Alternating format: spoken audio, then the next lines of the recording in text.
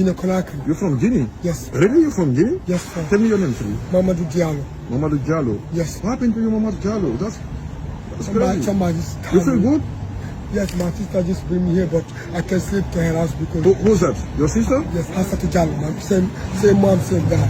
Same mom? Yes, same mom, but she helped me to come in. How long you been here? 5 years. 5 years? Yes. That's crazy, you know. You okay? I just need something. What's your second language?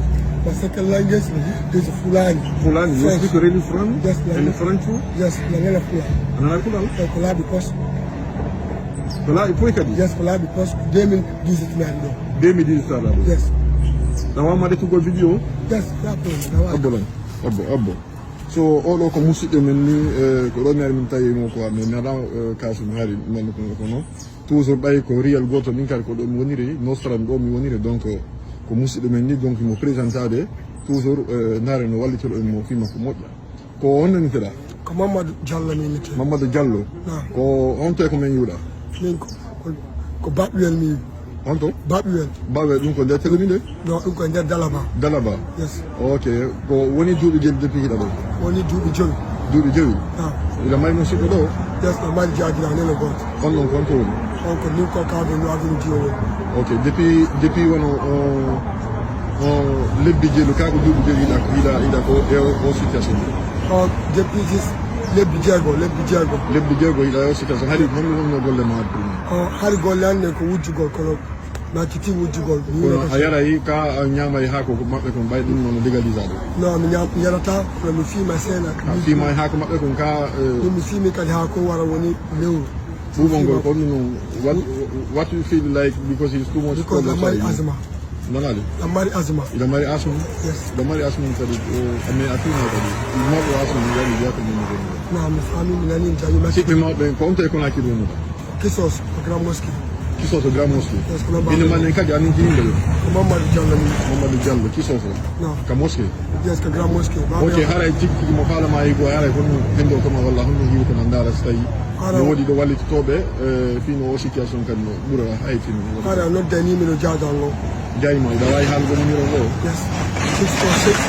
646 359 359 21 93 ɗum ɗon hara ko numéro jayima on ɗum ɗum ɗon so tawi mo noddi jayima on wawa humpodirgol kanko o heɓani feere no wallitoroma fi no yaltira o situation ɗo par ce que en fof ine andi hoyaka leydi ɗo yaltiro situation ko min tun woni ala jaɓude famotire iyo ɗum haɗi jaɓa par ce que ida suddi o yitama ɗo e gore ma ɗuɗi ɓe so tawi ɓe fottima wona ɗum ɗo hay tigui tigui kono an tawi tigui tigui lantori yafoye mi change salla jaɓi joni noon ko wono jayima trouvaji solution no ya tribunal min nawɗuma piiji ɗi hannde ka walla change a waway wongo lawol kono faaliya noon par ce que hay goto faalitaki yigo bandirawo mum walla ɓiɗɗo mum sila o situation mum par ce que o situation mum yirma ɗo ay situation c'est compliqué mo ata sifagol quoi mais an tigui ɗa andi a faami donc ɗo min comme conseil ɓaymi ala ɗon mbuuɗi kas min go ko wallete mon mbuuɗi a faami mami joni kono mumen par ce que landinimi a itti koye